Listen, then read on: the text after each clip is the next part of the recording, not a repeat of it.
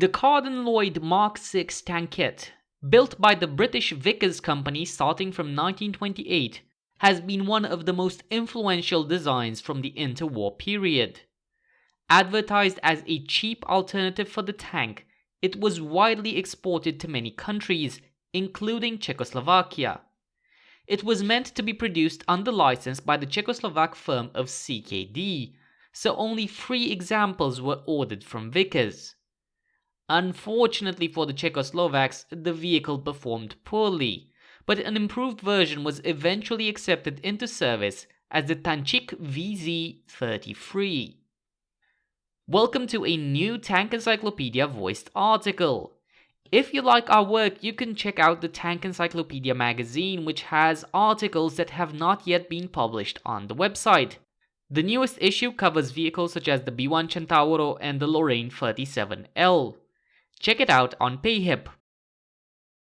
Czechoslovakia was one of the states that emerged from the breakup of the Austro-Hungarian Empire in 1918 after the First World War. In 1921, the newly established army ordered its first tank, a French gun-armed Renault FT. 2 years later, 2 machine gun and 2 gun-armed FTs were bought, followed in 1924 by the final acquisition of 1 command and 1 radio vehicle, totaling 7 tanks. However, the Czechoslovak army did not want to be dependent on foreign war industry. As such, the desire was expressed to be able to produce tanks in Czechoslovakia itself, providing effective maintenance and supply of spare parts due to the much better logistical conditions. In 1922, Škoda proposed to build FT tanks, but without a license.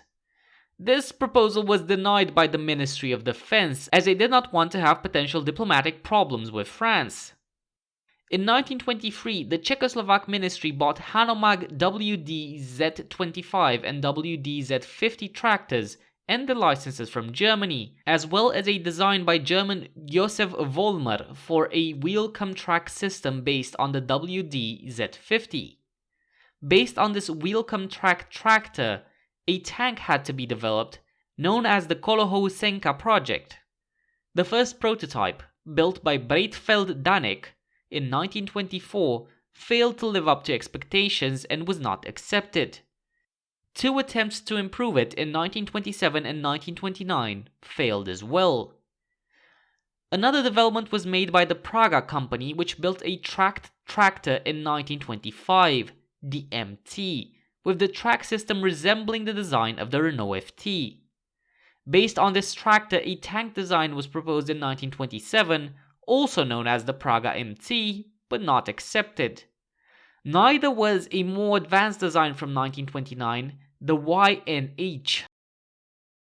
With the domestic market not being able to provide any tanks according to the standards demanded by the army, eyes were laid on tank development abroad.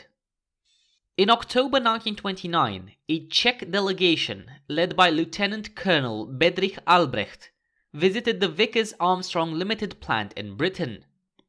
Albrecht was head of the 3rd Department of the Military Technical Institute. This department was responsible for evaluating military innovations and advised the army whether or not to follow up on these innovations. One of these new innovations was the Carden-Loyd Mk.VI tank kit, which was described as a cheap and effective lightly armored vehicle to support infantry divisions. The Czechoslovak delegation was welcomed by Colonel Bridge, the former British military attaché in Prague and now deputy director of Vickers Ground Systems, who showed them the vehicle in question. Although the vehicle apparently failed an armored test, Albrecht reacted quite enthusiastically and was convinced of its tactical military value.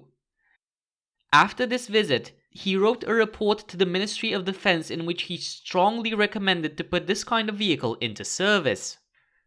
Guided by the positive report, the ministry expressed their interest in these vehicles, but was not sure whether to order them at Vickers or have them built domestically in Czechoslovakia.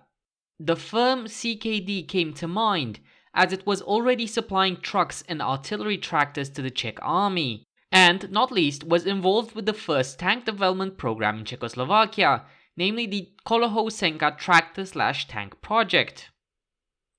As such, CKD was approached by the ministry with the question if they were interested in building these vehicles under license, with the future vision of equipping each infantry regiment with 4 to 6 tankettes. A total of at least 200 vehicles was necessary. The director of CKD, Mr. Frankenberger, was willing to take the financial risk of investing private company money into the venture with the hope that arms production would become a healthy and lasting branch of manufacturing. On October 14, 1929, the company offered General Jan Netic, head of the arms department of the ministry, to demonstrate the vehicles to the army and to build them under license. In return, the army would have to pay the license and sign a binding contract for the purchase of 300 tankettes. This was turned down by the ministry and considered unacceptable. However, under pressure by Lieutenant Colonel Albrecht, who was backed by the Minister of Defense, Karel Viskovsky, negotiations continued. Finally, it was arranged that CKD would buy 3 Mk.VI tankettes for 450,000 Czech kroner, 1 ammunition carrier for 21,000 Czech kroner, and 1 transportation trailer for 17,000 Czech kroner from Vickers Armstrong. Whilst these vehicles were still in the UK and prepared to be shipped, on February 21, 1930, the ministry agreed to buy the 3 tankettes and 2 trailers from CKD. Furthermore, the ministry would pay the shipment costs of 488,000 Czech kroner and 1/3 of the license fee of £10,000 sterling. In all, the ministry paid 1,150,000 Czech kroner or $430,000 in 2015 values. The price was thought to be too expensive though, and by February 13th, the decision was made to develop a new extensive testing program that aimed to test several weapon arrangements and various tactical deployments on the future battlefield. It was decided to test the vehicles as cavalry reconnaissance vehicles, light infantry tanks, fast vehicles against enemy armor, infantry weapon carriers, or as ammunition transporters on the battlefield. Furthermore, the British training manual was translated and interpreted. In the meantime, CKD and Vickers had worked out their final license agreement, which was signed on February 25, 1930. It gave CKD the rights for 10 years to build the Mk.VI under license for the Czech army. A first license payment was made on March 4th of £3,000. After this, twice a year, £500 had to be paid to Vickers, with the last payment to occur on June 21, 1938. Due to the German occupation of Bohemia and Moravia, the last payments could not be concluded. Only after the war in February 1947, a final sum of £880, including interest, was paid by CKD. Besides these regular payments, a fee had to be paid for each vehicle built. In the case of under 100 tanks, £75. Between 101 and 200 tanks, £60. Between 201 and 300 tanks, £45, and for 301 tanks and above, £30. Following this agreement, negotiations continued, this time for CKD becoming the sole representative of Vickers in Czechoslovakia. An agreement was signed on December 4th for 1 year. It is likely more agreements followed over the next years, but this is not known.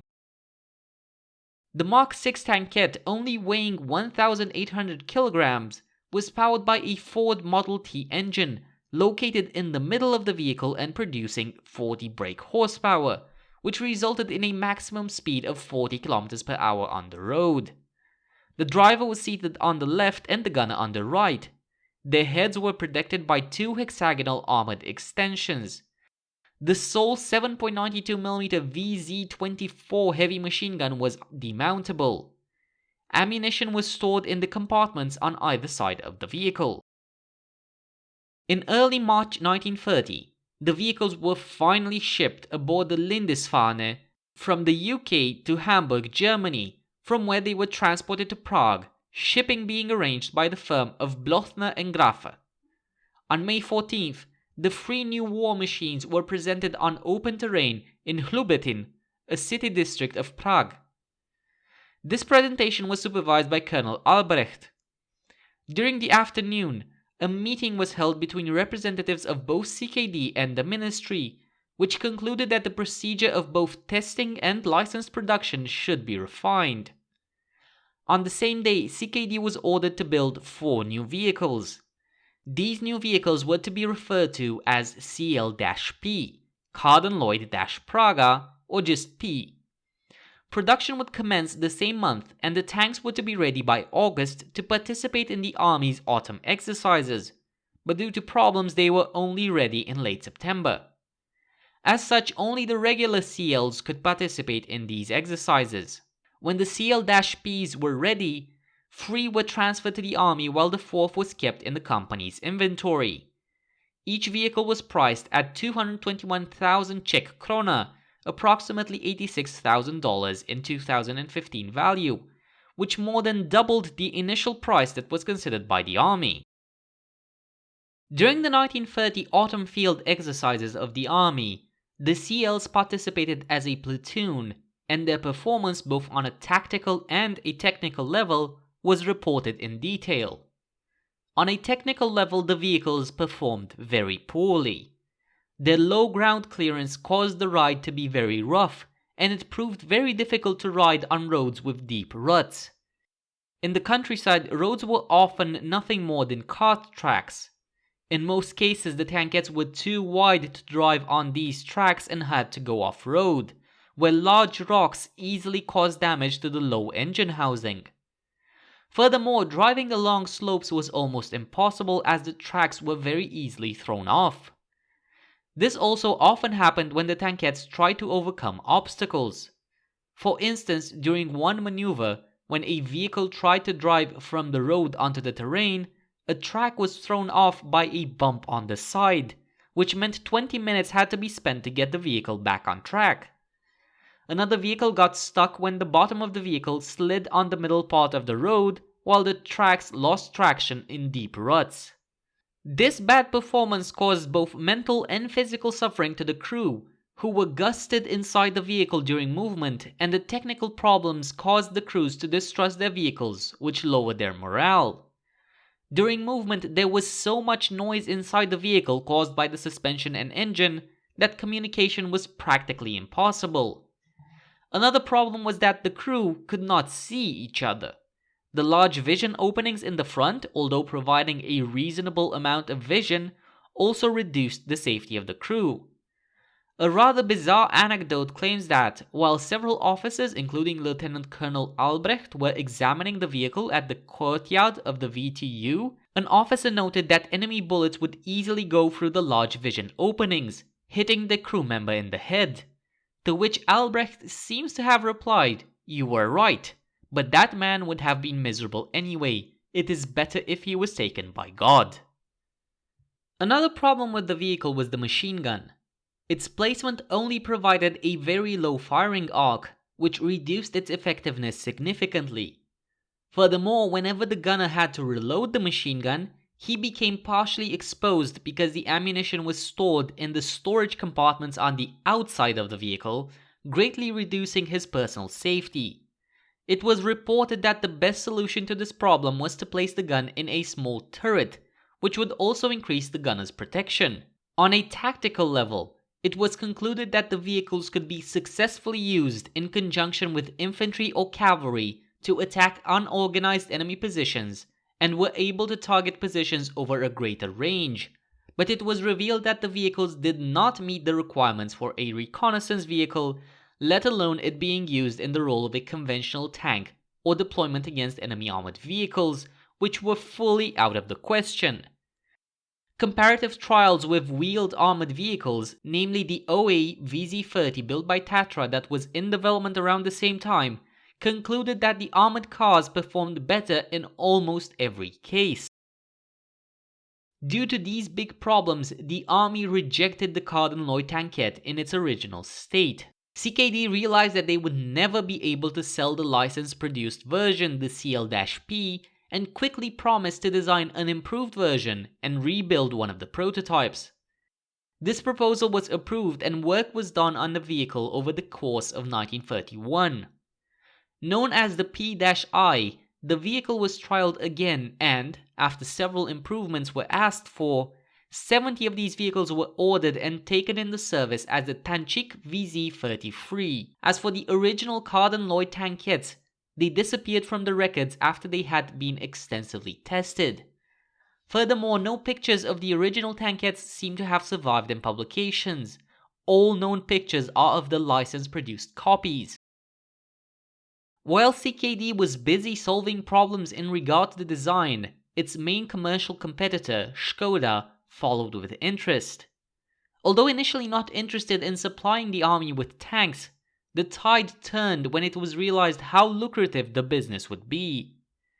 Using the Carden-Loyd suspension design as a starting point, they developed the Mu-2 in 1931, and although featuring a quite different design of the superstructure that included a turret, the Carden-Loyd influence is still visible in the suspension design.